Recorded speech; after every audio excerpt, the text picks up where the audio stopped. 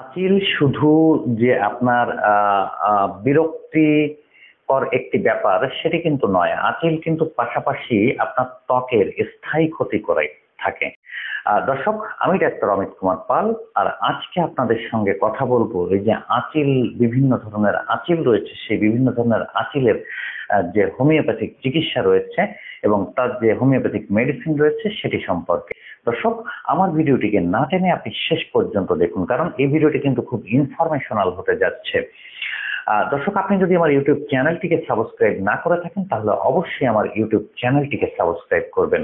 দর্শক, প্রতিদিনই আমি নতুন নতুন স্বাস্থ্য বিষয়ক বিভিন্ন ধরনের ভিডিও তৈরি করে থাকি।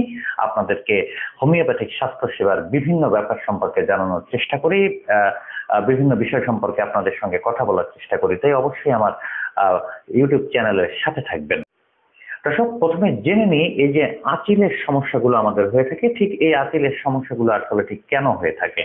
দর্শক, এইচপিভি নামে একটি ভাইরাস রয়েছে, যে এইচপিভি ভাইরাসের সংক্রমণের জন্য কিন্তু আমাদের শরীরের বিভিন্ন স্থানে কিন্তু আঁচিলের সমস্যা হয়ে থাকে। আপনারা অনেকে আমাদের কাছে কমপ্লেইন করেন যে আমাদের গলায়, ঘাড়ে বা হাতে, পায়ে বিভিন্ন জায়গাতে কিন্তু আঁচিলের সমস্যা হচ্ছে এবং কোনো কোনো ক্ষেত্রে দেখা যায় যে এই যে এইচপিভি ভাইরাসের কারণের জন্য যে আঁচিলগুলো হচ্ছে, সেক্ষেত্রে অনেকে বিভিন্ন ধরনের চিকিৎসা নিচ্ছেন।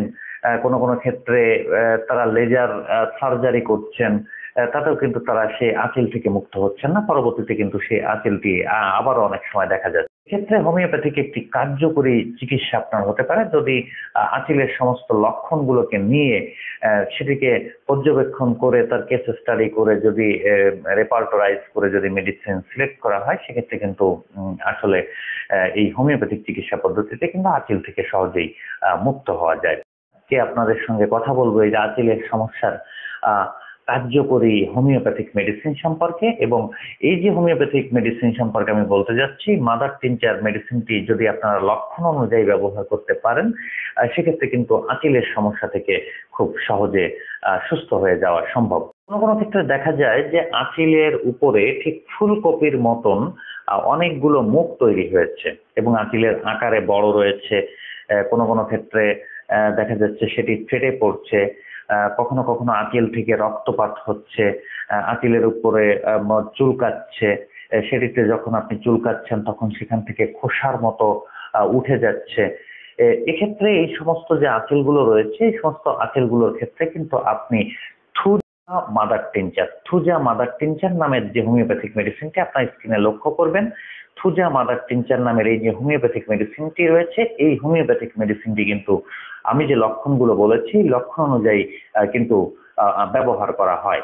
এবং সেক্ষেত্রে এই লক্ষণগুলির সাথে যদি আপনার মিলে যায়, সেক্ষেত্রে আপনি কিন্তু এই যে থুজা মাদার টিনচার নামের হোমিওপ্যাথিক মেডিসিনটি রয়েছে, এই হোমিওপ্যাথিক মেডিসিনটিকে আপনারা কিন্তু ব্যবহার করতে পারেন। এই থুজা মাদার টিনচার ডক্টর রেকোয়েক কোম্পানির জার্মানি মেডিসিন আমি আপনাদেরকে দেখাচ্ছি। এটি বাংলাদেশে বিভিন্ন কোম্পানিও তৈরি করে থাকে, তবে চেষ্টা করবেন সবসময় জার্মানি যে কোনো ধরনের হোমিওপ্যাথিক মেডিসিন ব্যবহারের জন্য, কারণ সেটি কিন্তু আপনার জন্য আরো বেশি কার্যকরী হয়ে থাকে। এই থুজা মাদার টিনচার মেডিসিনটি আপনাদের কিন্তু 15 ফোঁটা করে 3 বার খাবার আগে আধা কাপ পানির মধ্যে মিশিয়ে কিন্তু আপনাদেরকে খেতে হবে।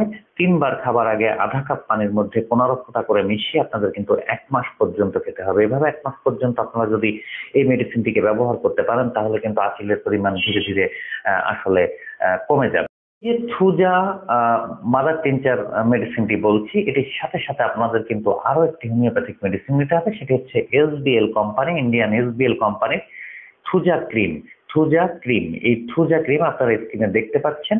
এই যে থুজা ক্রিমটি রয়েছে, এই ক্রিমটিও কিন্তু আপনাদের অয়েনমেন্ট আকারে আপনার যে আঁচিলের উপর রয়েছে সেই জায়গাতে 3 বার লাগাতে হবে।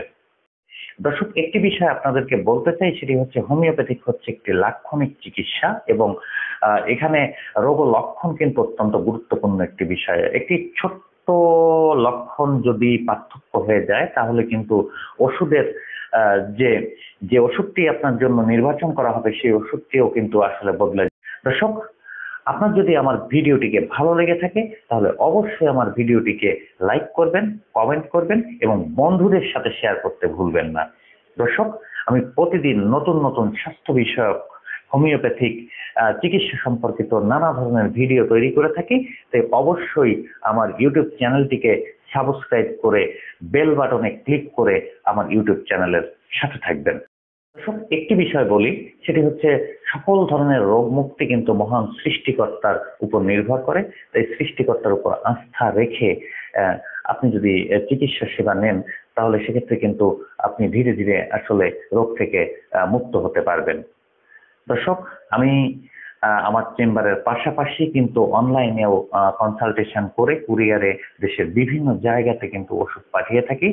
সেক্ষেত্রে আপনি যদি আমার অনলাইন কনসালটেশন নিতে চান, আমার স্ক্রিনে দেখানো যে নম্বরটি রয়েছে, সেই স্ক্রিনে দেখানো নম্বরটিতে ফোন করে আপনি কিন্তু আমাদের সঙ্গে যোগাযোগ করতে পারেন। এবং পাশাপাশি আমার কিন্তু চেম্বারের ঠিকানাও এই স্ক্রিনে আপনি দেখতে পাচ্ছেন। সরাসরি আমার চেম্বারে এসেও আপনি কিন্তু আমার সঙ্গে কথা বলতে পারেন। দর্শক, আজকের মতো শেষ করছি আমাদের স্বাস্থ্য বিষয়ক অনুষ্ঠান। দেখা হবে আগামী পর্বে। ততক্ষণ পর্যন্ত সবাই ভালো থাকবেন, সুস্থ থাকবেন।